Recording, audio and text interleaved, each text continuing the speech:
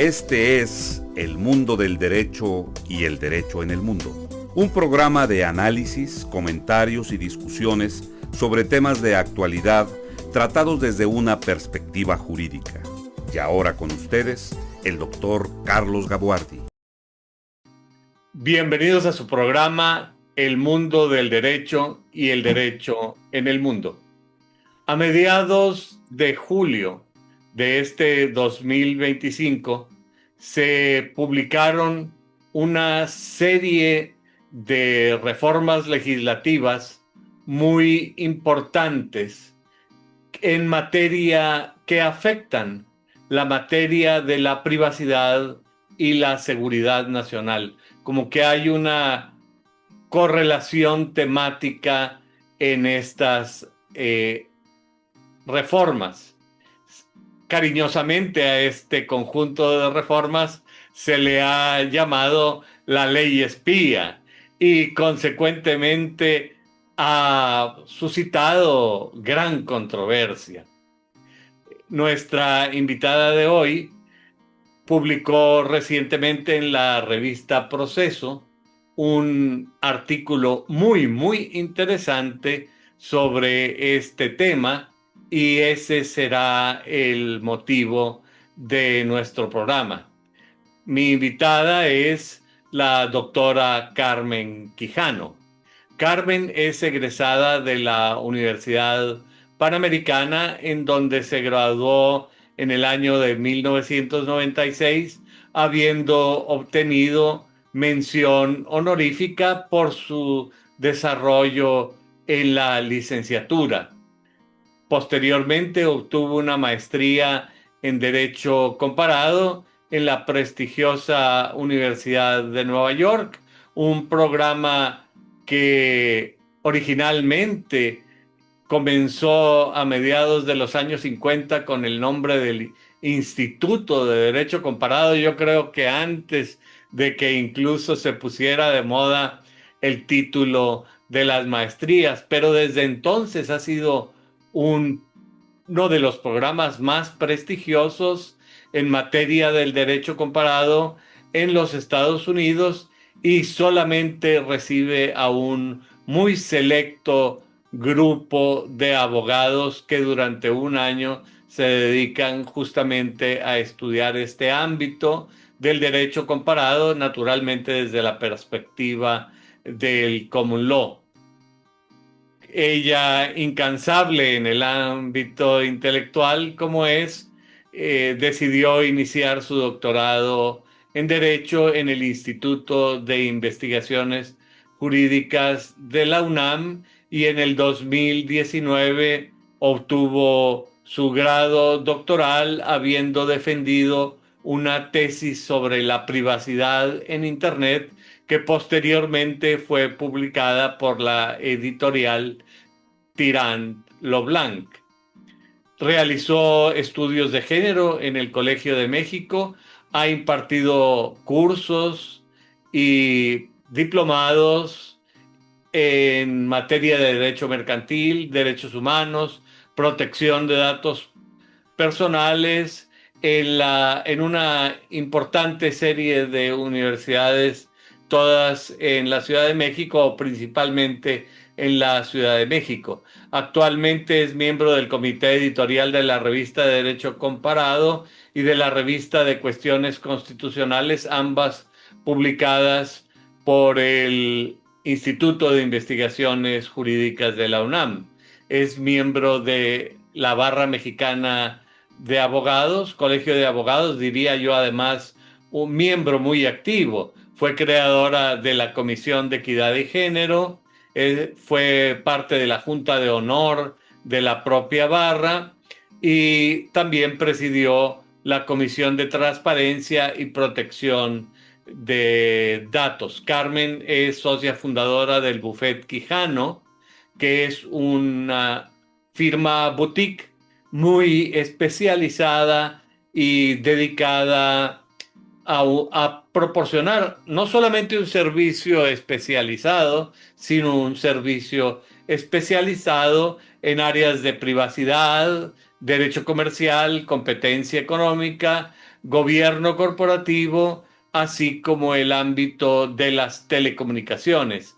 Y en esto ella ha concentrado su práctica profesional durante los últimos años. Carmen, quiero darte las gracias nuevamente por acompañarme en estos micrófonos. Yo debo decir que este programa se prestigia con tu presencia.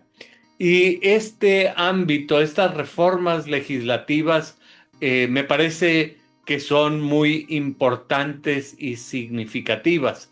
Tan importantes y significativas que las han colado y las han mantenido el gobierno sin hacer mucho ruido. Pero realmente parece que presentan problemas jurídicos muy serios. ¿Qué me podrías tú decir sobre la creación de este sistema de vigilancia integral y colección masiva de datos, que es justamente como tú la llamas en tu artículo? Sí, muchísimas gracias por la invitación, Carlos. Es para mí un honor y una oportunidad para dar a conocer esto que seguramente ya está en boca de todo el mundo, que se trata de una ley espía, etcétera, pero tal vez es bueno para pues, la sociedad en general entender de qué se trata, de dónde viene, qué significa, para pues de ahí tomar acción, ¿no? Entonces, para mí es una gran oportunidad estar aquí contigo en tu programa, que además ya todo el mundo conocemos especialmente en el ámbito del derecho. Te agradezco muchísimo la invitación a ti y agradezco a todos los que vayan a escuchar este episodio, porque pues, como te decía, es una plataforma que nos ayuda a hacer conciencia de la situación que estamos viviendo ahorita en nuestro país con relación a este tema de la privacidad, ¿no? Y bueno, son muchas cosas las que vienen en este paquete. Si tuviéramos que identificar las piedras torales, las piezas torales de este conjunto, este paquete de reformas, ¿cuáles serían los puntos más importantes? Porque parece que hay alguno que nos afecta directamente a todos, el caso de la Ujú. curva biométrica, Biométrica. pero parece que eso es nada más la punta del iceberg. Hay otro montón de cosas debajo de esta cuestión. Así es. Mira, fue un paquete de reformas muy grande que se aprobó el 16 de julio y que involucra varias leyes, pero que todas en conjunto resultan en una magnificación o estamos magnificando el poder del Estado mexicano. Y tienes toda la razón, empezaría con lo de la curva biométrica, ¿no? La curva biométrica va a ser la forma de identificación oficial de todos los mexicanos y Algo así como la cédula de de identidad. identidad que hay en otros países. Así es, con datos biométricos.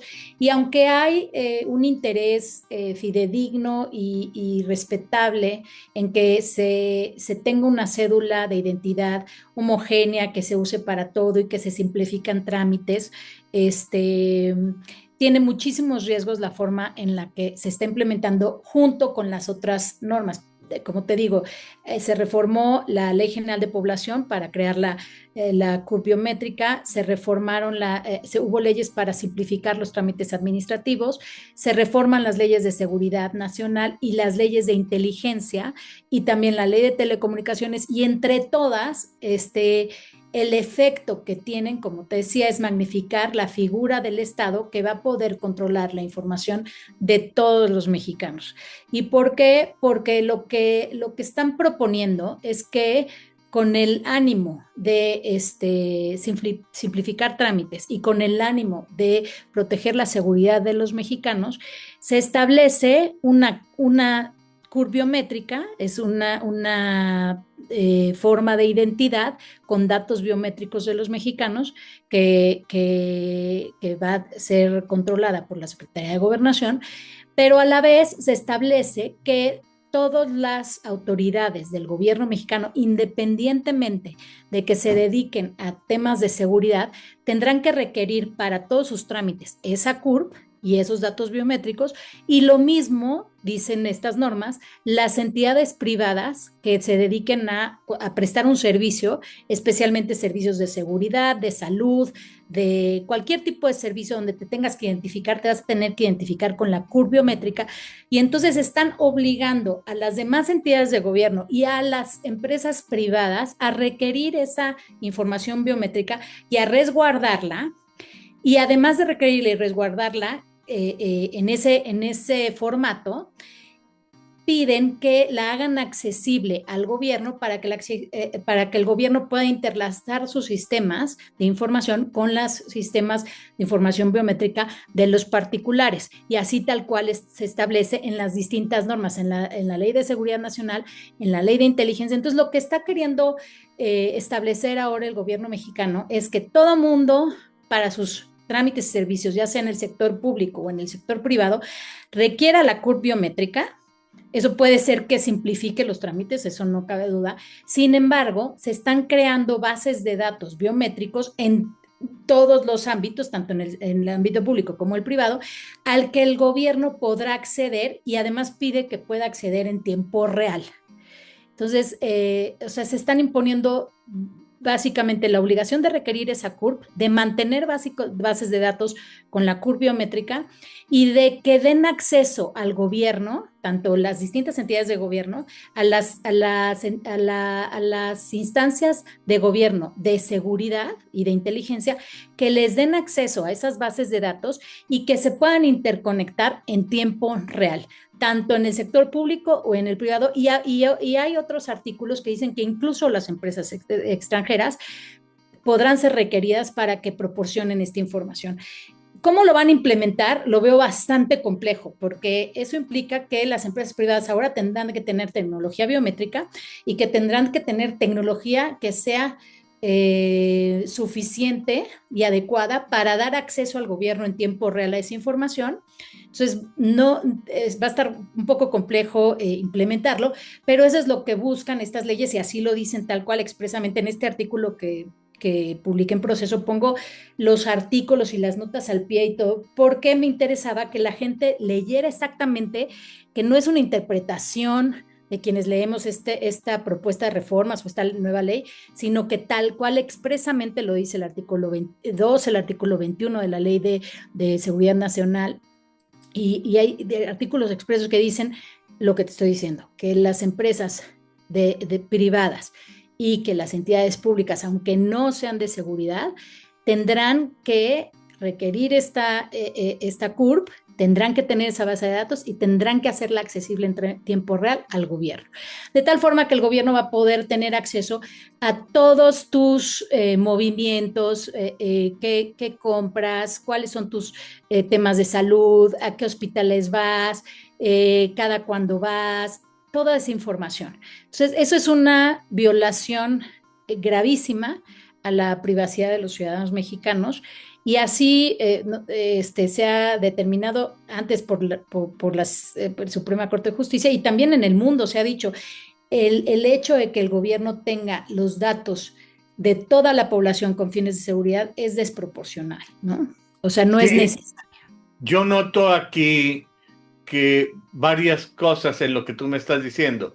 En primer lugar, este tema de la CURP biométrica, en donde todo mundo va a poder tener acceso, quizá hacer copias y necesariamente resguardar tu información, incluso diría yo íntima, porque algunas cosas de las que vendrán en esta CURP, pues realmente no siempre querrías ponerla a disposición, incluso del portero del edificio que te va a pedir que le entregues la CURP biométrica para poder acceder a los diferentes pisos del edificio. Pero se dice un poco en broma, pero esta es la realidad. Tu información íntima, tu información más privada va a estar a disposición francamente de todo el mundo. Pero esto solamente veo que es la punta del iceberg, porque veo que además tú me estás hablando de una obligación de mantener bases de datos y además de que estas bases de datos estén interconectadas todas entre sí, y por si esto no fuera suficientemente espeluznante, que además esta interconexión pueda ser en tiempo real. A veces uno comenta y critica que en China es el país del mundo donde más cámaras hay y que no puedes dar un paso sin que te estén siguiendo y monitoreando en todas partes. Pues esto sin cámaras me parece de igual magnitud o quizá más trascendente. Cuéntame, ayúdame a desarrollar estas ideas. Es que, mira, todo este paquete de reformas tiene un mundo de inconsistencias y son muy complejas de entender porque por un lado establecen lo que tú acabas de decir claramente, pero por otro lado dicen en distintos artículos que serán en cumplimiento a las leyes, a las normas de protección y principios de protección de datos y conforme y respetando los derechos humanos y la dignidad de las personas, etcétera. Y entonces hay muchas inconsistencias y no sabemos cómo lo piensan implementar. Te voy a decir una que es esencial, ¿no? Empecemos por la más básica, que es la Ley General de Población, que establece la CURP biométrica. O sea, la Ley General de Población dice, habrá una clave única de registro de población y una plataforma de identidad, y para eso, esta clave única de registro de población tendrá los datos biométricos de las personas y esos datos biométricos se van a obtener y dice la ley previa autorización de su titular. ¿Por qué lo dice así? Porque en el mundo el estándar para el tratamiento de los datos biométricos requiere siempre el consentimiento expreso del titular. Sin embargo, por otro lado, dice que será la única forma de identidad de los mexicanos. Y entonces, si va a ser previo a mi consentimiento, ahí volvemos a lo mismo. Ese consentimiento va a estar totalmente viciado, porque si yo no tengo una alternativa, no puedo Sí, darle, claro. o sea, tengo que dar mi consentimiento forzosamente, ¿no? Entonces, eso no es un consentimiento libre. Me estás forzando porque es la única forma de identificarme. Y si todo el mundo me va a pedir, o sea, si yo ya no puedo usar mi INE, y tengo que usar la CURP biométrica, y así obligas a todas las empresas y a todas las entidades de gobierno a pedírmela, en realidad yo no tengo mucha alternativa. Entonces, esto de que dice previa autorización de su titular y por ahí más adelante dice previo consentimiento de las personas titulares, pues la verdad es que eso es totalmente una simulación en la ley, ¿no? Entonces empezamos. Sí, es como cuando ibas a Hacienda y te pedían tu consentimiento para escanearte el iris, que ya lo dejó de hacer Hacienda. Y le decía, bueno, y si yo no doy mi consentimiento, ¿qué pasa? Pues entonces no le vamos a dar el trámite que está solicitando. Entonces, pues no es una cuestión de que si yo quiero, si necesito hacer el trámite, o me dejo que me escaneen o no me dan lo que necesito.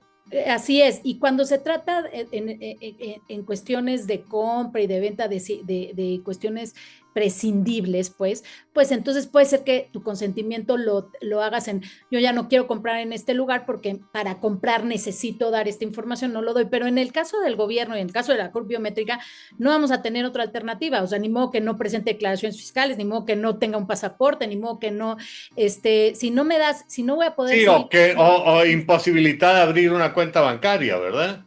Que es lo que, por ejemplo, eso es lo que pasa hoy en los bancos y durante todos estos años, todos estos movimientos han sido cuestionados en su constitucionalidad y hemos ido a la corte, o sea, la gente ha ido a la corte y se ha declarado inconstitucional muchas cosas y todo, pero ahorita ya al estar en una ley y al no tener los contrapesos que antes teníamos en el Poder Judicial y en los órganos autónomos, pues ahorita sí ya estamos perdiendo como mexicanos libertades, porque si tú recuerdas, cuando se trató de instaurar una cosa totalmente igual a lo que se está instaurando ahorita, que fue el registro de usuarios de telefonía móvil, que se cuestionaba por lo mismo, porque eran datos biométricos, se tenían que registrar a todos los que tuvieran un celular, etcétera. El INAI presentó una acción de inconstitucionalidad y la Corte declaró inconstitucional esa norma y ya no pudo seguir adelante. En las propuestas que tenían en estas leyes también trataron de implementar un registro similar y por mucha crítica lo eliminaron, pero dejaron todo lo demás, que es prácticamente lo mismo. Tal vez no va a haber un registro como tal de usuarios, pero el hecho de que tú obligues tanto a las entidades públicas como a las entidades privadas a solicitar la clave única de identidad con datos biométricos y a que mantengan una base de datos que tú puedas consultar en tiempo real, pues no necesitas tener un registro, pero ya la intromisión a la privacidad de las personas es totalmente exagerada para los fines de seguridad. El gobierno dice, bueno, es que yo necesito eso para fines de seguridad, pero ya se ha demostrado en el mundo, especialmente después de los ataques terroristas en Estados Unidos de las Torres Gemelas, que el hecho de tener información de toda la gente no necesariamente hace más efectiva el combate al terrorismo y a la inseguridad, sino puede ser que todo lo contrario. O sea, todos estos sistemas de vigilancia y de intromisión se empezaron o sea, se justifican en eso, ¿no? En la seguridad de las personas. Pero no hubo en este proceso de reformas, no hubo un análisis, una ponderación que justifiquen y que demuestren que efectivamente la seguridad mejora cuando los estados establecen medidas como estas. El gobierno pasó estas leyes prácticamente en 5 horas. O sea, los diputados tuvieron algunas en 5 horas, pero en total para todas las leyes, que fueron muchísimas, tuvieron solo unos días y no les pudieron cambiar ni una coma. Y este es el resultado que tenemos Y en ahorita. el mejor estilo mexicano, los legisladores nada más levantaban la mano y aprueban las cosas hasta con las faltas de ortografía que vengan en el proyecto. Exacto, y entonces estamos ahorita en un momento en que no tenemos contrapesos que ahorita pudieran hacer valer, por ejemplo, la inconstitucionalidad de esas normas ante la Suprema Corte o ante el Poder Judicial, y no tenemos órganos autónomos que vigilen que en el proceso de la implementación de todas estas medidas se cumplan con los principios de protección de datos, que a todas luces ya no se cumplen nada más con el hecho de establecer esta redacción como la pusieron. O sea, mira, por ejemplo, en protección de datos hay varios principios, pero el que más me llama la atención ahorita es la proporcionalidad. O sea, para tú poder, como tú sabes, los derechos humanos no son absolutos. O sea, y este análisis entre la seguridad y la privacidad siempre tiene que estar, que esta colisión que se da entre qué tanto protejo la seguridad y qué tanto protejo la privacidad, tiene que estar en equilibrio. Y entonces, para poder disminuir uno en beneficio del otro, necesito demostrar como gobierno que las medidas que estoy adoptando de verdad van a servir para lo que busco y que son las mínimas necesarias. Es decir, que voy a limitar la privacidad, lo mínimo indispensable para beneficiar la seguridad, y en la misma medida en la que disminuyo la privacidad de las personas, pues se debería de aumentar la seguridad de los ciudadanos. Todo este análisis de ponderación que se hace en el equilibrio de los derechos humanos no lo vimos al pasar estas reformas. Ni siquiera lo cuestionaron, me imagino, porque realmente la agenda de los diputados está muy lejana a su principal cometido, que es el de legislar. Realmente la conducta de los parlamentarios mexicanos es muy, muy indigna en cuanto a la realización de su labor, pero a mí me gustaría comentar sobre los riesgos a la privacidad y la seguridad y personal y los derechos humanos, quizá un poco más profundamente, porque me parece todo un tema, pero por lo pronto me pregunto yo 3 cosas. En primer lugar, la cuestión de la CURP. Tú hoy día, si quieres una copia de tu CURP, te metes por internet poniendo unos datos muy básicos, te sale la CURP. Y si conoces los datos muy básicos de otra persona, pues puedes obtener una copia de la CURP, que hoy en día no significa mayor cosa porque solamente vas a obtener un número que además requerirá de otros elementos para identificar, etcétera. Pero eventualmente, pues hasta la fecha de nacimiento, y habrá quien no quiera que se sepa su fecha de nacimiento o su clave, las primeras letras de su registro federal de contribuyentes. En fin, ¿por qué voy a exponer mi información a todo el mundo? Y la pregunta es si ahora también por internet vas a poder obtener todos estos datos biométricos. La segunda es, yo no tengo pruebas ni ningún elemento que lo demuestre, pero se oye el rumor que se oye constantemente, y en este México nuestro, cuando se oyen rumores, normalmente es que algo hay abajo del rumor. Y se dice que, por ejemplo, las bases de datos del INE, pues estaban al mejor postor, ¿verdad? Compañías hasta de telemarketing las podían obtener. Y bueno, yo me pregunto si esta información también será tan fácil de mercadear. Y ese es, me parece que es un riesgo gravísimo. Y otro, no menos grande, es la interconexión de gobiernos extranjeros o de entidades extranjeras, incluso de multinacionales, que a veces son más grandes que algunos países y más importantes que algunos países, y se podrán interconectar. Ellas, las empresas extranjeras, eventualmente tú me dices que estarán obligadas a interconectarse. No sabemos de la implementación, pero será un camino de dos vías. Háblame un poco de esto y a partir de esto cuéntame sobre los riesgos a la privacidad, a la seguridad personal y las vulneraciones a los derechos humanos. Es que ese es el tema. Yo creo que la justificación de digitalizar los trámites burocráticos es loable, o sea, y está bien, pero no necesitas pedir datos biométricos para poder hacer todo digital.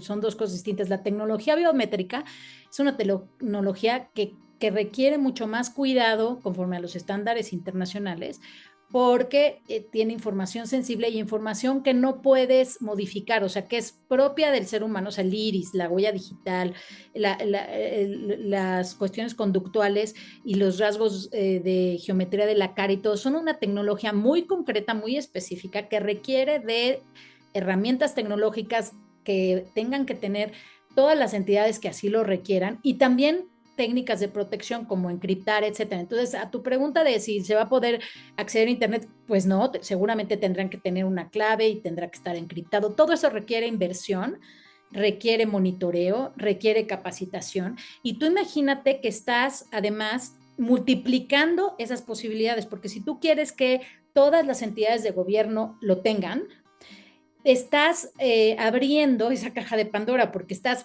pidiendo que pidan datos muy sensibles en cada entidad. Entonces estás abriendo puertas donde se piden datos y donde viajan esos datos. Entonces el riesgo es muchísimo mayor. No es lo mismo que si nada más en la Procuraduría o en la Secretaría de Hacienda se piden ese tipo de datos tan sensibles, y son tan sensibles porque yo no lo puedo modificar como si podría, si me roban mi contraseña, puedo modificarla, puedo hacer Sí, pero cambio, pero el iris es iris o mi mi iris. huella digital, pues Se no. roba, si se roban esa información, me pueden suplantar la identidad muy fácilmente y pueden hacer operaciones financieras y un sinfín de operaciones ilícitas, ¿no? Con esa información.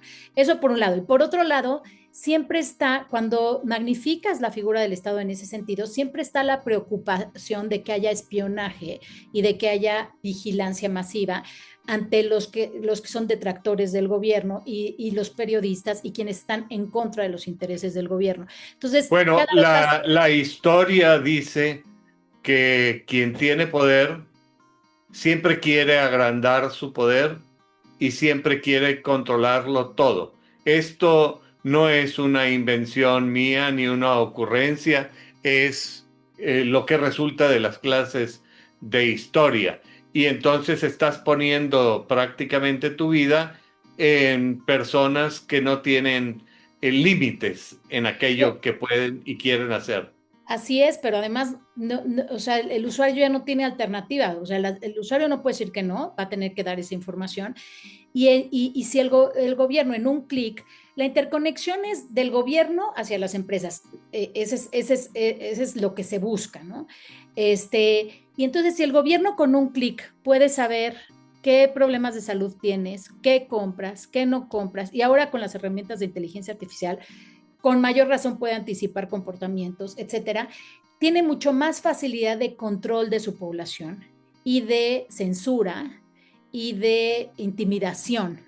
Entonces eso también es otro problema. O sea, por un lado es el problema real de posibilidad de vulneración, que entre más posibilidades, entre más bases de datos creas, más abres ese riesgo y esa posibilidad de vulneración. Y por otro lado, la ciudadanía está más propensa a ser controlada y a ser intimidada. Entonces, esas son las preocupaciones básicas. Y a mí me gustaría decirte una cosa, hay una falsa apreciación y hay una confusión entre lo que es una intervención de comunicación o una comunicación y todo lo que son los datos.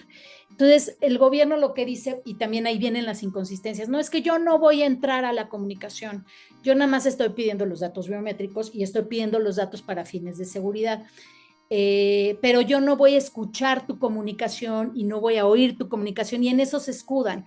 Y ahí hay una falsa apreciación, porque ya en todo el mundo la Corte Interamericana, la misma Suprema Corte de Justicia de la Ciudad de la Nación, país, de la Nación, ha establecido que el 16 constitucional, que establece el derecho a la no intervención de las comunicaciones, se extiende, o sea, la palabra comunicación se extiende a todos los datos de tráfico, a la localización, a quién, de dónde, a dónde va la comunicación, quién la hace, quién la recibe, todos los metadatos, a la geolocalización y a todas las formas de comunicación posible. Es decir, no es exclusiva al contenido de la comunicación. Y entonces cuando el 16 constitucional te requiere que para intervenir una comunicación tengas una orden judicial, no solo se refiere al contenido, sino se refiere a todo esto, ¿no? A todo este proceso de tratamiento de datos. Exacto. Entonces, y ahí es donde se confunden, dicen, no, una cosa son los datos personales que también están en otro párrafo del 16 y otra cosa es la intervención de comunicaciones. Y ese error ha venido desde siempre, desde que yo escribí la tesis, desde las primeras. ¿Te acuerdas que hubo unas reformas a la ley de telecomunicaciones, que había cooperación también con la justicia? Y entonces también se fue a la Corte, antes del famoso padrón de usuarios de telefonía celular, antes de eso, todavía antes. Y se fue a la Corte y la Corte, al analizar las reformas a la ley de telecomunicaciones, dijo, sí, efectivamente, como ya lo había dicho la Corte anteriormente, el 16, en la parte de no intervención de las comunicaciones, se extiende a todos los datos relacionados con una comunicación de cualquier tipo. Y se extiende a la geolocalización y se extiende a todo. Pero por fines de seguridad, vamos a permitir que las empresas de telecomunicaciones den a las instancias de seguridad la geolocalización, pero para metadatos, datos de tráfico, todo lo demás, y obviamente el contenido también, van a requerir orden judicial. O sea, ahí sí la Corte dice, es consistente con lo anterior, dice, efectivamente, el ámbito de la privacidad y el ámbito de protección del 16 constitucional, cuando dice nadie podrá interferir comunicaciones sin orden judicial, se extiende a toda la comunicación y efectivamente no se debería, pero por fines de seguridad vamos a permitir que la geolocalización se haga sin orden judicial. Fue lo único que se permitió hasta ahí. Y ahorita que se extiende totalmente, y ya no solo la geolocalización, todos los datos de tráfico, y no solo eso, sino hasta los biométricos, que son los datos más sensibles del ser humano. Claro. Todos esos no solo se van a dar a las instancias de seguridad, y no solo para un caso en específico, sino al gobierno como lo requiere, y además interconectado y además en tiempo real. Y entonces dicen ellos, sí, pero es que no es el contenido de la comunicación. No, para ahí sí voy a requerir orden judicial. Ya es lo de menos. O sea, ya tú ya tienes toda mi esfera privada sin necesidad de entrar a al contenido de mi comunidad, qué dije, qué no dije. Eso ya es ya en esta era del dato y en esta era digital, ya eso es lo de menos. Yo ya con que sepas todo lo demás, ya puedes saber mucho, o sea, con que sepas qué análisis de sangre me hice, qué tipo de enfermedades tengo, qué tipos de gustos tengo, a dónde voy todos los días, qué compro, qué no compro, qué tipo de coche tengo, si presento mis declaraciones, como las presento, todo eso ya va a estar accesible a todas, o sea, a las instancias de inteligencia, y entonces están exacerbando la inteligencia. O sea, las labores de inteligencia se tenían que hacer solo para ciertos temas. Con una aclaración, labores de inteligencia es un eufemismo para hablar de labores de espionaje. Exactamente, porque es lógico que cualquier gobierno tiene que hacer labores de inteligencia, pero eso no significa que tenga la posibilidad de tener los datos y los hábitos de conducta y todo de todos los mexicanos. Eso es totalmente desproporcionado. Como lo decía ahí en el artículo, la ONU hasta ha dicho que eso, las empresas que sean copartícipes con los gobiernos para establecer estas medidas se consideran cómplices de las violaciones de derechos humanos. O sea, así lo dice de claro. Entonces, por eso también la invitación es a las empresas es no se presten a esto. En el momento en el que el gobierno Además, pero yo no sé cómo le vas a hacer tu empresa para zafarte de una cosa de estas. Pues yo creo que amparándote, el problema es, como decíamos, que ahorita está muy debilitado ese contrapeso. Vamos a ver cómo sí, porque yo quisiera saber, en la integración anterior del Poder Judicial, en muchos sentidos se podía hablar de los grandes denegadores de justicia, especializados en encontrar razones para no otorgarte la protección de la justicia federal. No en todos los casos, pero tú sabes que era una realidad que existía en el ambiente. Ahora, no solamente ocurrirá eso, sino que además en la cúspide se trata de un organismo sumamente ideologizado que además está proponiendo cosas totalmente absurdas e inviables. No el organismo en sí, pero algunos de los ministros y ministras están proponiendo ciertas cosas que realmente tú dices, esto no hace el menor sentido y no ayuda a nadie. Pero entonces, casi usando la famosa frase de nuestro héroe, ¿quién podrá salvarnos? Así es. Mira, yo creo que hay que seguir insistiendo. Me parece que la implementación de estas reformas no va a ser tan sencilla.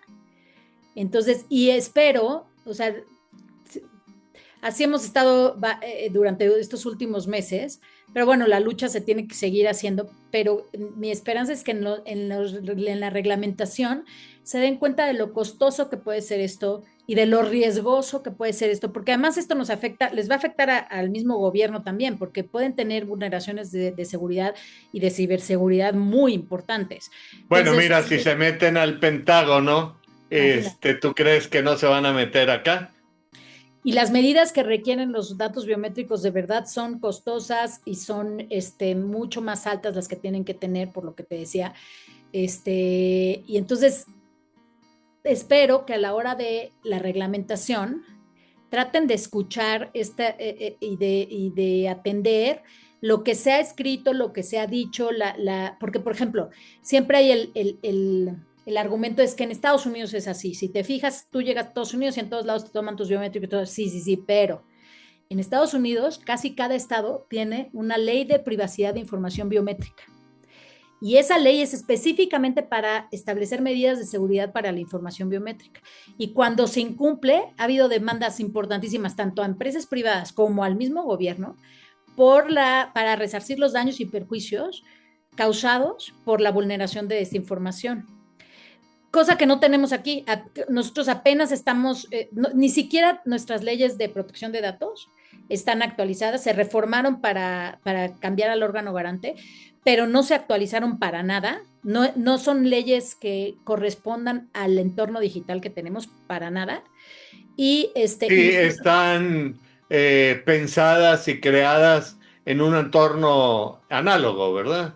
Totalmente. Bueno, o en en los primeros cambios de las primeras leyes de protección de datos, porque además nos tardamos muchísimo en adoptar la primera ley de protección de datos. Entonces, para cuando nosotros ya habíamos adoptado en 2010, que nosotros adoptamos nuestra primera ley de protección de datos, la tecnología ya había superado muchísimo a la tecnología para la cual se pensó nuestra ley. Muchísimo. Y eso que los diputados son rápidos para aprobar Ahorita ya son más rápidos, las ahorita sí leyes. son rápidos, pero bueno, y ahorita no hemos pasado la de inteligencia artificial, no hemos pasado nada de biometría, no hemos pasado, no somos parte de los tratados de ciberseguridad. Entonces, imagínate lo que va a suceder Bueno, si se mira, implementara como dicen como dice el texto de la ley. bueno, a lo mejor en el pecado llevas la penitencia, ¿no? Tratar de imponer una cosa como esta sin pensar en lo que significa y las dificultades de implementación. Quizá la salvación no venga por los pesos y contrapesos, sino por el peso de la realidad. Pero Exacto. yo te quisiera hacer un par de preguntas que me parece interesantes. Una respecto a lo que se oía y otra con respecto a lo que se empieza a oír. En estos momentos, cuando se aprobaba este paquete de reformas, se decía también que el Estado buscaba controlar el aspecto de provisión de servicios de Internet, lo cual Ah, decía uno, bueno, ¿y qué van a desaparecer Telmex y todos los demás proveedores de Internet y ahora todo el mundo va a tener que ir al Estado y entonces, pues todo el mundo sabe que todas tus actuaciones a través de la Internet pueden ser fácilmente detectables si sabes cómo hacerlo. Necesitarías tener unas técnicas sofisticadas que la mayor parte de la gente ni siquiera entendemos. Esa es una. La otra es, viene Marco Rubio, dice, ningún país del mundo está cooperando tanto con los Estados Unidos como como México.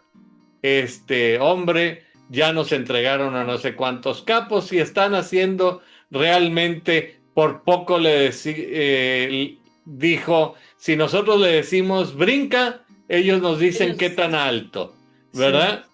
Aquí, para el público de las mañaneras, hay una defensa total de soberanía y de defensa del pueblo noble y de Quetzalcóatl y Tlaloc y todas estas cosas, pero estamos, los que hemos vivido en México sabemos que México es el país por excelencia del doble discurso. Una cosa es lo que decimos acá y otra cosa es lo que hacemos en realidad.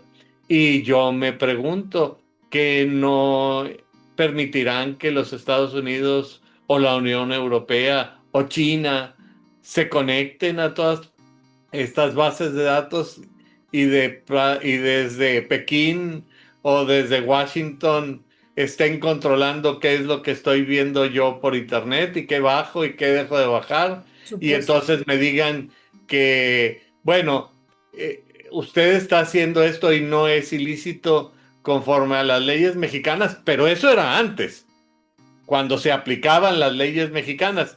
Ahora, desde Washington, usted puede cometer ilícitos que nosotros controlamos aquí. O desde China o veto a saber de dónde. Cuéntame un poquito de esto, cómo está la cosa y hasta dónde tienen justificación o no estos temores.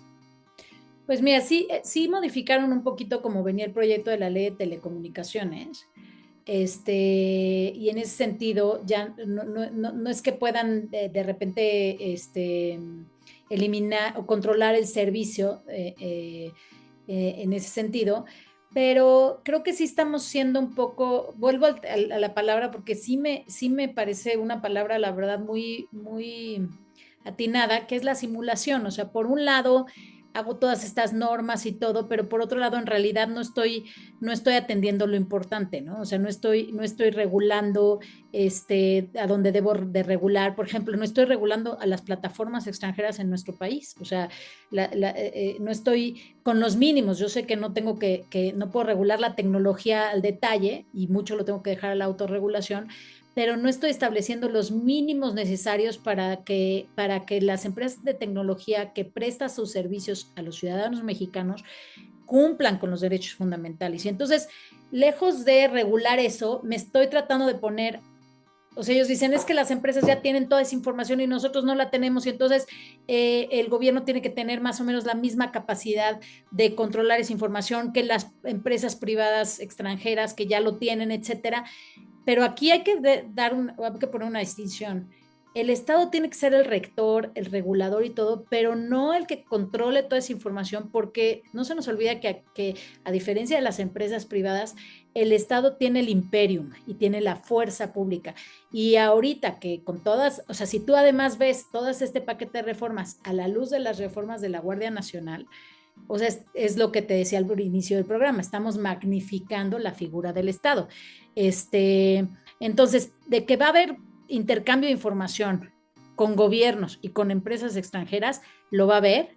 De que hay total oscurantismo en cuanto a cómo se va a usar la información de los ciudadanos, así es, cuando además nosotros estábamos pugnando por transparencia en el sector privado, que hacía falta, pero ya teníamos el andamiaje jurídico para exigir la transparencia en el sector público, y resulta que ahora nos quitan al órgano regulador, que era el INAI, se vuelve mucho más oscuro el gobierno, y entonces, lejos de, nosotros queríamos que ya teníamos la del sector, transparencia en el sector público, ahora queríamos transparencia en el sector privado, y entonces lo del sector privado se mantiene igual de oscuro, igual sin saber qué hacen con nuestra información, pero el sector público también se vuelve mucho menos transparente, porque ya además ya no está vigilado por un órgano autónomo, sino que la transparencia va a depender de entidades, de oficinas de transparencia en cada entidad del sector público. Entonces,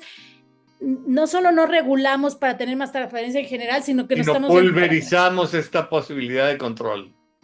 Exacto, o sea, ya no hay transparencia. O sea, si tú ves, o sea, porque estas fueron las reformas del 16 de julio, que fueron en materia de seguridad nacional, de inteligencia, de la Ley General de Población, de identidad, de trámites burocráticos, de telecomunicaciones y de competencia. Esas fueron las que motivaron este programa. Sin embargo, antes habían las de transparencia, las de los órganos autónomos, las que eliminaron el INAI, y también las de la Guardia Nacional. Si tú ves todo esto en conjunto, magnificamos el poder del Estado totalmente, limitamos las libertades de los ciudadanos. Sí, parece que es una cuestión casi literaria, y no me refiero nada más a la literatura escrita, sino también a la literatura que se proyecta en el cine, porque suena un poco a 1984, Metrópolis y La vida en la granja, todo junto. Y bueno, a mí me gusta, la verdad es que me gusta que hagamos conciencia, porque la gente que está decidiendo esto, ahorita, que ahorita está en puestos de gobierno, pues a la vez son ciudadanos y sus familiares son ciudadanos, o sea, y van a resultar afectados igual. Y la privacidad es un derecho colectivo como el derecho al medio ambiente sano. Ahorita tal vez no vemos el efecto a corto plazo, pero a mediano y a largo plazo, lo que hagamos hoy, cada quien en nuestra trinchera, va a tener un efecto en nuestras familias, en nuestros descendientes y en las futuras generaciones. Entonces, la verdad es un llamado a hacer conciencia de en dónde y hasta dónde estamos participando de esta restricción de libertades de los ciudadanos.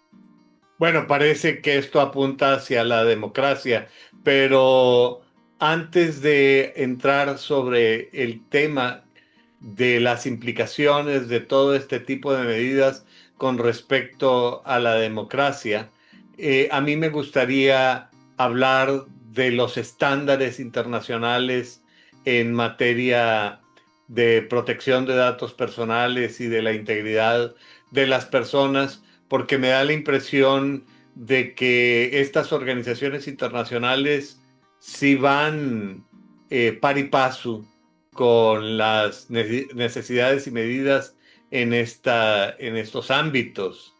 Y bueno, tú hablas sobre que si los ciudadanos políticos no se preocupan de su propia situación personal y familiar. Bueno, yo me pregunto si los ciudadanos del crimen organizado se preocupan de estas cosas, porque también son ciudadanos, y como dijo Marco Rubio hoy o ayer en algunas declaraciones, también leen el periódico y están enterados de todo lo que está sucediendo. Y a la pregunta si les importa, la respuesta es no. Y tú sabes que la historia ha demostrado que los grandes revolucionarios de izquierda que tomaban las armas y creaban gran problema y odiaban, que promovían el odio como medida de desarrollo, hoy día sus hijos forman parte del casino. Así es. Así es. Háblame Sí, de los estándares internacionales y bueno, con esto yo me preguntaría si hay esperanza. pues yo creo que hay esperanza porque, ¿sabes dónde también está la esperanza? En que por más que en el mundo estemos viviendo una tendencia a la desaparición de las democracias como las constitucionales y Estado de Derecho constitucional como lo veníamos estableciéndose en los últimos años, y cada vez estamos viendo otro modelo político social. Lo que no podemos dejar de ver es que la comunicación es global y la base de la interacción social hoy en día es justamente las redes de comunicación. Espero que eso nos salve, porque el mundo va a seguir evolucionando en materia tecnológica y en ese sentido vamos a ver cómo estos estándares internacionales evolucionan y cómo se establecen. Y ya en el mundo, todo el mundo está, al menos en principio, de acuerdo en cuáles son estos estándares internacionales. El tema es que, al menos desde mi punto de vista, no los he visto como hacerse realidad en los hechos. Los estándares internacionales son... Ni en la conciencia ciudadana, agregaría yo. Y tampoco en el mundo, o sea, no nada más en México, sino en el mundo. O sea, cada vez más en algunas otras partes del mundo, en Europa especialmente, hay más conciencia, pero no se han hecho realidad de la forma en que quisiéramos. Y para eso se necesitaría un pacto global, y creo que estamos muy lejos de llegar a un acuerdo internacional en temas de protección de datos global, así, y privacidad. Pero bueno, los estándares que todo mundo estamos de acuerdo es el de proporcionalidad, o sea, no puedo invadir tu privacidad y utilizar tus datos más que lo especialmente proporcional a la finalidad para lo que los quiero. Por ejemplo, esta ley es totalmente excesiva. Necesidad, que sean específicamente necesarios tus datos para la finalidad que se busca. Confidencialidad de los datos. Lealtad, es decir, que cumpla con la expectativa de privacidad del usuario, o sea, que yo tratara esos datos sobre una base de confianza, protegiendo la privacidad como si fueran míos propios. Consentimiento, que es lo que decíamos, consentimiento libre y informado, que eso es una simulación la más grande de todas, porque en ningún lado hay un consentimiento libre e informado cuando leemos términos y condiciones, y esta farsa, para mi gusto, de poner en el usuario la carga de decidir si da su consentimiento o no, cuando tiene que leer términos y condiciones que le tomarían 100 días para todas las aplicaciones que usa al día. Sí, es leer Crimen y Castigo en ruso para dar tu consentimiento. Y es una falsedad decir que se da el consentimiento y que la carga de esa obligación la tiene el usuario, y se usa simplemente para liberar a las empresas y a los gobiernos de su responsabilidad de rendición de cuentas. Y entonces, y eso lo oyes en todas las empresas. Bueno, es que yo puse mis términos y condiciones y le dieron clic y dijeron que sí, cuando el pobre usuario no entendió nada. Eso no quiere decir que no le demos la responsabilidad del usuario de capacitarse digitalmente, de educarse digitalmente, eso sí, pero no le puedes imponer una carga que es, ahora sí que a lo imposible nadie está obligado. No puedo leer, imposible que yo lea los términos y condiciones y consienta de todas las aplicaciones que uso en un día.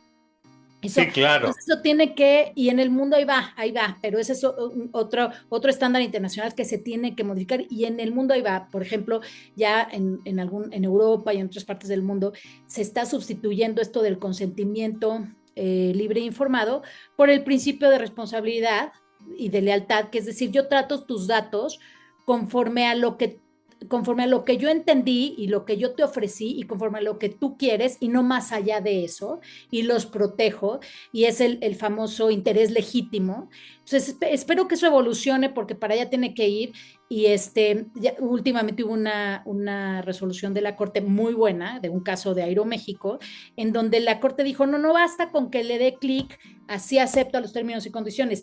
La empresa, que es el agente más poderoso en esta relación, tiene que demostrar que el usuario entendió lo que dijo clic, no solo que dio el clic, sino que lo entendió. Ahí van, por eso ahí vamos, por eso todos estos ejercicios que hacemos para hablar de esto, le van dando a los jueces, a las personas y todo herramientas para defenderse y para ir construyendo precedentes que nos ayuden a esto. Otro estándar internacional importantísimo que se usa poco y que aquí se ignoró completamente fue el de la privacidad por diseño. Cualquier estrategia, cualquier programa que yo establezca que vaya a dañar la privacidad de las personas, tengo que diseñarlo desde el principio, tomando en cuenta que tengo que proteger la privacidad de las personas. Eso se llama privacidad por diseño y privacidad por defecto. Estas empresas que te dicen, voy a tratar toda tu información, salvo que tú me digas que no, y entonces le hagas el opt-out que le llaman y que te salgas. Eso es justo lo que no. Tendría que ser, yo protejo toda tu información y solo si me dices que sí puedo usar más, o si tú haces el clic y ya lo entendiste todo, sí. Eso es difícil en la economía del dato porque las empresas te dicen, y los gobiernos por lo visto te dicen, no, pero es que ahora todo se decide en base a estadísticas de datos y todo el mundo tenemos que usar datos y eso nos conviene a todos porque doy servicios más adecuados, más dirigidos. Híjole, eso hay que tener cuidado con eso porque sí estamos restringiendo un poco la libertad de las personas, porque cuando estás enfocándote solo, o sea, cuando te enfocas a los hábitos de conducta en Internet para ofrecer un servicio determinado, puedes restringir la libertad, aunque puedes hacer más eficiente en algunos momentos la decisión de la persona y la búsqueda, también puedes limitar su libertad porque restringes las opciones. Y hay que ser, ese equilibrio hay que ser muy cuidadosos. Y lo mismo, el otro estándar internacional, las medidas de seguridad. Todo esto requiere muchísimas medidas de seguridad para proteger la información. Quién la tiene, quién puede acceder a ella, cómo capacitar a la gente que no pueden andar dando las claves, cómo vas a proteger a la gente que tiene acceso a las bases de datos, que son los programas de gestión de datos. Por ejemplo, en estas reformas el gobierno no, espero que ahora en la reglamentación hable de eso o diga eso, lo dudo, pero ¿qué va a pasar con toda esa rendición de cuentas, con todas estas medidas de seguridad? ¿Quién las va a implementar? ¿Quién va a estar a cargo? En cada dependencia, ¿quién va a estar a cargo? ¿Quién va a capacitar? Y luego, ¿quién va a rendir cuentas? Desde las primeras reformas que hubo, la Ley Federal de Telecomunicaciones, de cooperación con la justicia, yo ciudadana no he recibido información respecto de si esas medidas fueron eficientes y fueron efectivas para la seguridad. O sea, las medidas de la Ley Federal de Telecomunicaciones vienen desde el 2014, por ahí, sí, creo que fue 2014. O sea, ya pasaron 10 años y yo, ciudadana, que además estoy en estos temas y me dedico a esto, no he escuchado si esas medidas de la Ley Federal de Telecomunicaciones que empezaban con estas cosas disminuyeron los índices de seguridad. Por lo visto, o sea, si ya, ahora sí que a simple vista parece que no han disminuido. Entonces, ¿por qué ahorita unas medidas similares, me van a asegurar que van a disminuir la... No, no hubo ningún proceso de rendición de cuentas ahí, ¿me explico? Sí, claro, absolutamente suena a que México es el país en donde las decisiones se toman sin base estadística porque no existe ninguna base estadística para nada y por eso en México lo que ha evolucionado es el ensayo, es decir, a mí me da la impresión, las personas inteligentes identifican patrones y tendencias y a partir de esto se toman decisiones. Pero otro aspecto que tú has mencionado en tus escritos es la privacidad como pilar de la seguridad y de la democracia. Es decir, quizá todas estas medidas que parecen promover la inseguridad y eh, y la falta de privacidad parecería que atacan las bases mismas de la democracia. Ayúdame a entender bien cómo está esta relación entre privacidad, seguridad y democracia. Que todo Mira, mundo, bueno, yo creo que la mayoría de las personas deseamos una sociedad más segura y una sociedad más democrática. mira, el ejemplo más claro es el de Cambridge Analytica, que fue un error ahí porque en la tecnología es así. Tú diseñas un producto y tú no sabes hasta dónde puede tener riesgo y tener debilidad para la seguridad hasta que sucede y así vamos evolucionando y vamos protegiéndonos y todo. Pero el problema de tener información tan detallada de las personas es que puedes dirigir sus elecciones. Y entonces, si yo conozco tu perfil, tus miedos, tus angustias, tus debilidades, etcétera, yo sé muy bien cómo dirigir tus decisiones. Eso fue lo que pasó en ese caso, que una empresa, a través de encuestas a los usuarios de Facebook, de estas encuestas qué bueno que lo tocamos porque de todos estos jueguitos, anuncios que por unos puntos te dicen tu test de personalidad y cómo eres y ahí cómo me veía yo de viejita y todo ese tipo de programas, cuidado porque roban datos, algunos, la mayoría. Y como dicen por ahí, no hay botanas gratis. O sea, cuando un servicio es Y gratuito, las cadenitas de oro de 24 quilates de a dólar, algo malo traen, ¿verdad? exacto, o sea, yo, por ejemplo, a mis hijos cuando eran chicos les decía, ningún videojuego gratis. Aquí todos los videojuegos se pagan, todos. Porque generalmente los videojuegos gratis estás pagando con tu información y con tus datos. Esa sí es parte Claro. de la educación digital que tiene que tener todo mundo. Entonces, si tú entras a estos juegos y todo, ya ahorita ya se han tomado las medidas en Facebook y en las plataformas para que eso no suceda, pero al principio que no se sabía hasta dónde, sí se logró vulnerar la seguridad ahí y entonces tenían el perfil a través del perfil de unos cuantos, con los amigos, contactos y amigos de amigos y todo, lograron tener el perfil psicológico de muchísima gente de la población en Estados Unidos y entonces les Y en el empezaron mundo quizá, ¿verdad? Porque estas cosas son globales. Así es, y entonces empezaron a mandar mensajes dirigidos, pero justo en donde era más vulnerable la persona específica. Si tú tenías un perfil así, te mandaban un mensaje exactamente donde más te afectaba, invitándote a votar por Trump, ¿no? Y entonces la gente ya no es libre a la hora de elegir, porque ya estuvo bombardeada de información, pero además información que tocaba los puntos más vulnerables de su perfil psicológico, ¿no? Y Claro. entonces fue con esa estrategia de marketing de esta empresa que lograron la victoria de Trump. Y lo mismo pasó con el Brexit. A raíz de todas estas vulneraciones, pues claro que se han tomado las medidas de seguridad necesarias y pertinentes, que ya fue lo que sucedió ahora cuando las elecciones en México y en otras partes del mundo, porque las empresas empezaron a ver dónde estaban los riesgos y dónde tenían que establecer medidas, empezaron a hacer convenios con los gobiernos para que esto ya no volviera a suceder. Pero Pero es un un poco ejemplo. con la teoría de que una vez que se ahogó el niño, hay que tapar el pozo. Y ahorita ahorita la verdad es que con estas normas estamos abriendo como 47,000 pozos. O sea, ese es el riesgo de tomar medidas tan generalizadas que implican que tendrías que tener medidas de seguridad gigantescas. El problema es que puedes magnificar la posibilidad del riesgo, ¿no? De que haya violaciones a la privacidad y no sabes hasta dónde puede llegar. Entonces, por eso cuando se trata de esta tecnología y cuando se trata de derechos humanos, tienes que ser mucho más cauteloso, ¿no? Entonces, yo creo que es ahí donde tenemos el riesgo, y ahí es cuando me preguntabas, ¿dónde está el riesgo de la democracia? Pues ahí, que la libertad se ve limitada cuando la gente sabe cómo manipular tus hábitos de conducta.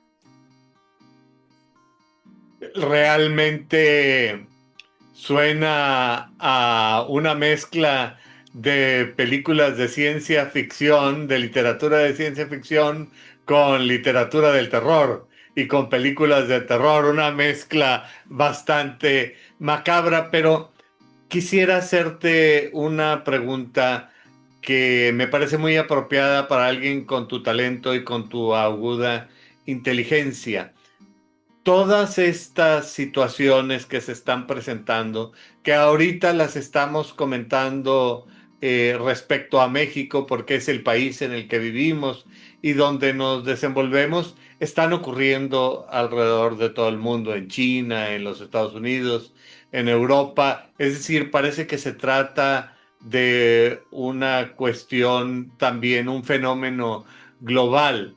Y en más de una ocasión se ha dicho que lo que en realidad está pasando es que estamos en los estertores de un cambio de era. Estamos viviendo desde el punto de vista histórico un cambio de época muy trascendente para la historia de la humanidad. Ayúdame a ubicar este tema en el contexto de todo lo que hemos estado conversando. Totalmente, estamos en un cambio de era, principalmente por la revolución tecnológica y el Internet, la llegada del Internet y la revolución digital. Es completamente otro paradigma, otros factores de conducta de la sociedad. Como te digo, se privilegian las redes, se privilegia la comunicación, pero a la par, o sea, además, o sea, esto es una cuestión, la sociedad privilegia la comunicación. La sociedad se ha desarrollado económicamente en virtud del valor del dato, de los datos de las personas, o sea, eso es una realidad.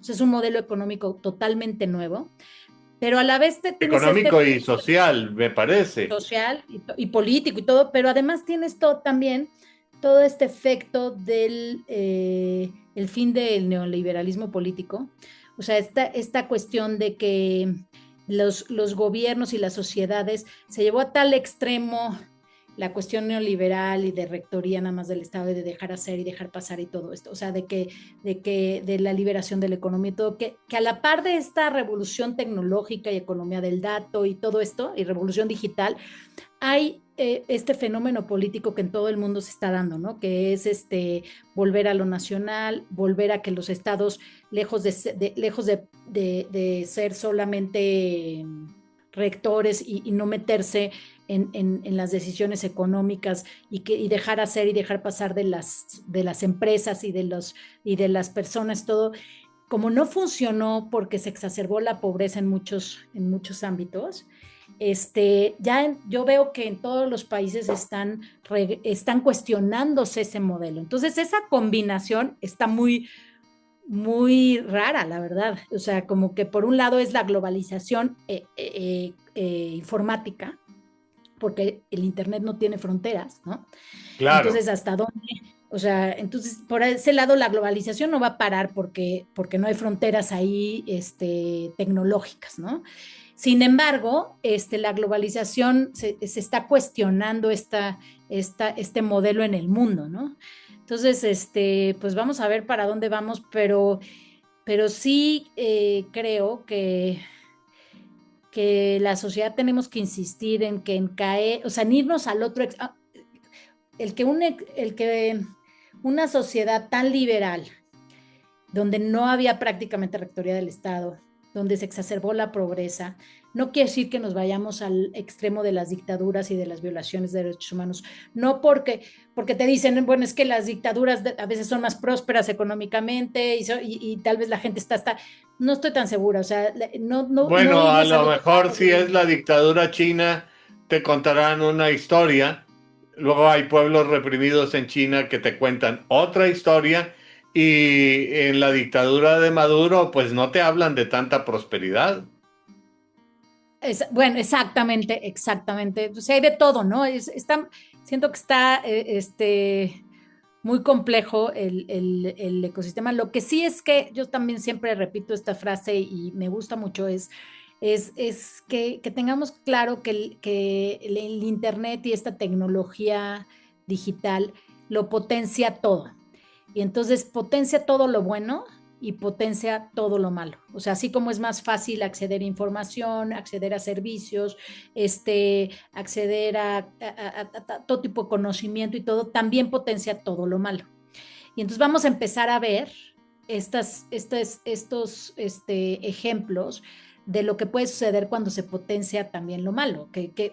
Un ejemplo que me viene ahorita a la cabeza es el caso del chavo que se suicidó con ChatGPT, porque como estaba tan solo y estaba, o sea, así como ChatGPT te puede generar muchísimo, no se trata de espantar a nadie, por eso la educación digital es tan importante, porque como se potencia todo lo bueno, también va a haber casos así, y no va a ser sino hasta que hagamos conciencia de cómo limitar esos casos y qué medidas establecer para esos casos, que vamos a seguir avanzando. No sé si te acuerdas los primeros casos de casos de suicidios por bullying y acoso cibernético, ¿no? Que los casos en que ponían fotografías de los niños en preparatoria y secundaria, entonces era tal el grado de depresión y de bullying que sucedía por ahí, que entonces se acababa suicidando el niño. Esos casos los empiezas a ver menos porque ya hay tal cantidad de información y de gente y de todo, que ya hicimos más conciencia sobre eso en todo, y ya se establecieron más medidas, y además ya los usuarios saben que eso va a pasar y va a poder, y ya hay un derecho al olvido, o sea, así se va dando la evolución de la tecnología. A medida que van sucediendo estas cosas que tristemente no quisiera uno que sucedan, se van estableciendo las soluciones y los candados y las protecciones, y así va a ser, ¿no? Vuelvo, otro ejemplo que también es muy utilizado en estos temas es el de los cigarros, ¿no? Antes fumabas en un avión, todo el mundo fumaba en el avión, y hasta que no se Bueno, en demostró. los hospitales los doctores se echaban su cigarrito mientras te iban a atender, ¿verdad? Y además había hasta publicidad de que era muy buena para hablar en público, ¿sí? Fumar te daba para la adicción, y hasta, o sea, había hasta anuncios sobre las bondades de fumar, ¿no? Y ahorita no lo puedes ni creer cuando ves esos anuncios de aquellos años.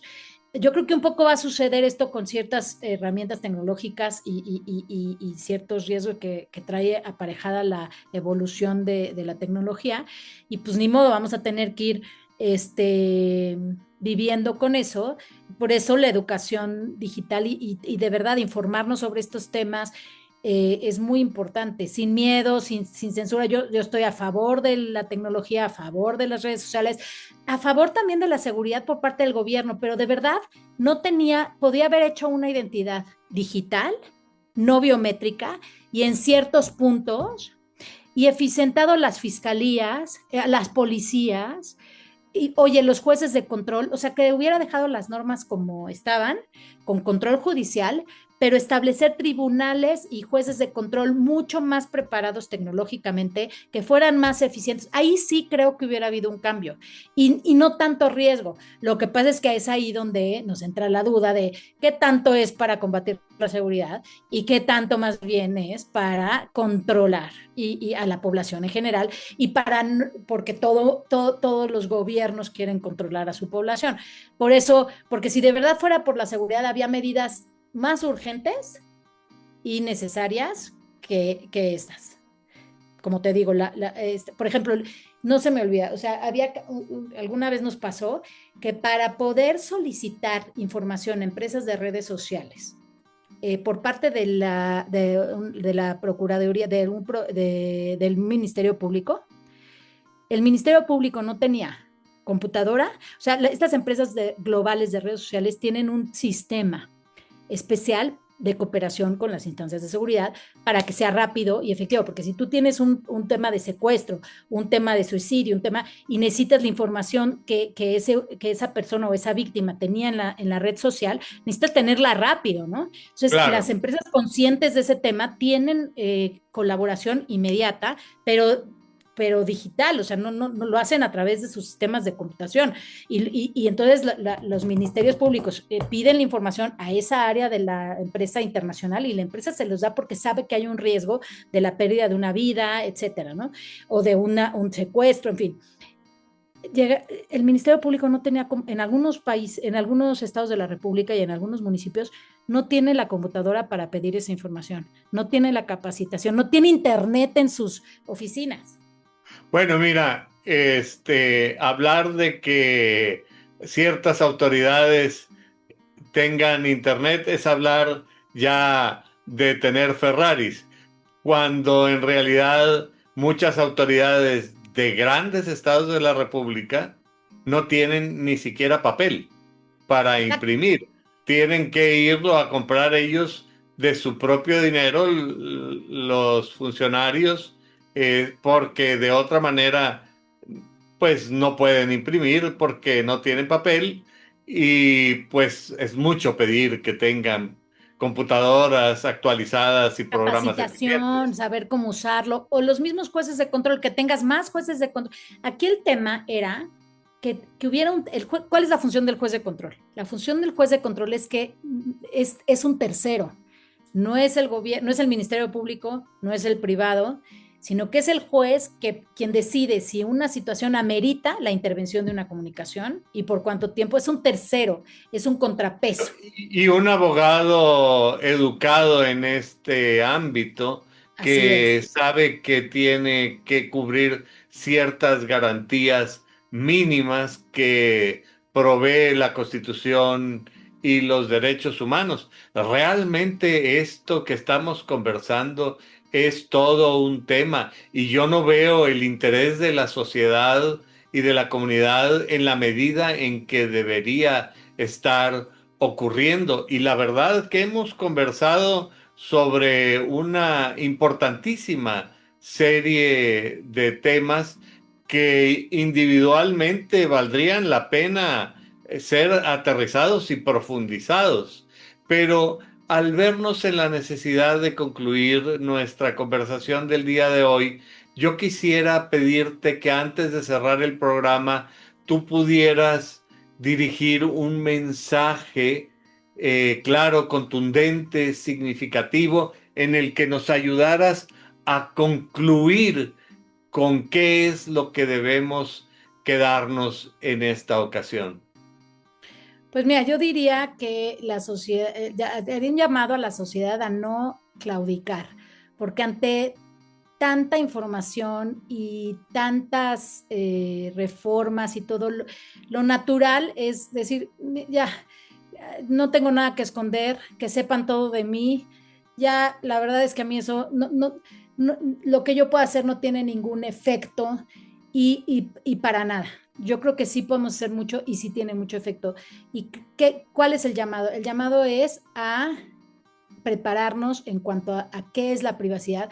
Efectivamente, la privacidad como era hace mucho ya no es la misma, pero la privacidad es el poder yo saber y controlar qué información tienen los demás de mí y para qué se usa.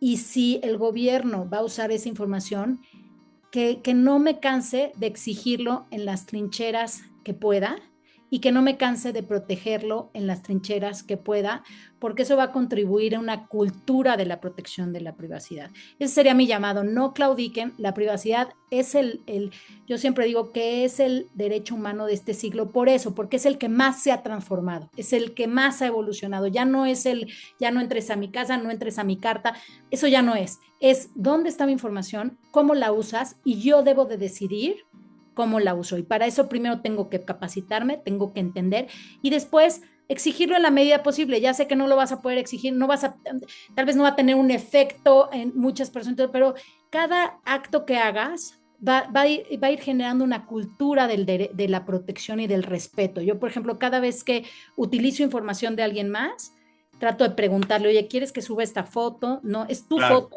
¿no? O cada vez que me hablan alguien que ya hasta en mi familia se ríen de, ya, porque le digo, oigan, yo no le di mi información para que usted me haga llamadas de marketing, pues no di mi consentimiento en ningún momento, le agradeceré que no me vuelva, muy respetuosamente, ¿no? Que no me vuelva a llamar. Esas pequeñas cosas van haciendo cultura de la privacidad, o que si estás en una organización y están usando las bases de datos a diestro y siniestro y para cualquier cosa, decir, oigan, no, acuérdense que no podemos usar esta información salvo que tengamos el consentimiento de los usuarios. Y bueno, y más aún si eres abogado y asesoras a empresas transnacionales, pues decirles, oigan, tienen que cumplir con esto, con el otro, y no nada más decirles, no, ponlo en tus términos y condiciones y si te dan clic, ya te liberaste de cualquier responsabilidad.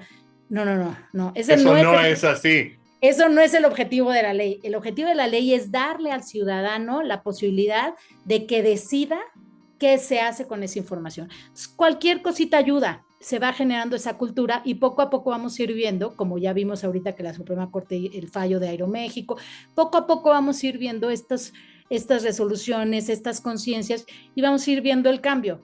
No podemos tirar la toalla y decir ya, no puedo hacer nada y que me vigilen lo que me quieran vigilar y ya. Bueno, pues yo francamente, Carmen, te agradezco tu generosidad, tu apertura al compartir todos estos temas tan interesantes y al público que semana a semana nos hace el favor de acompañarnos. Les recuerdo que si ustedes consideran que estos programas son importantes para ustedes, le den un me gusta a este programa y se suscriban a este canal, porque esto permitirá que el algoritmo de YouTube pueda difundir mayormente estos temas, estas ideas, que finalmente es de lo que se trata. A la doctora Carmen Quijano no me queda más que agradecerle nuevamente su participación y sin más por el momento me despido hasta la próxima semana. Muchas gracias, Carmen. Gracias.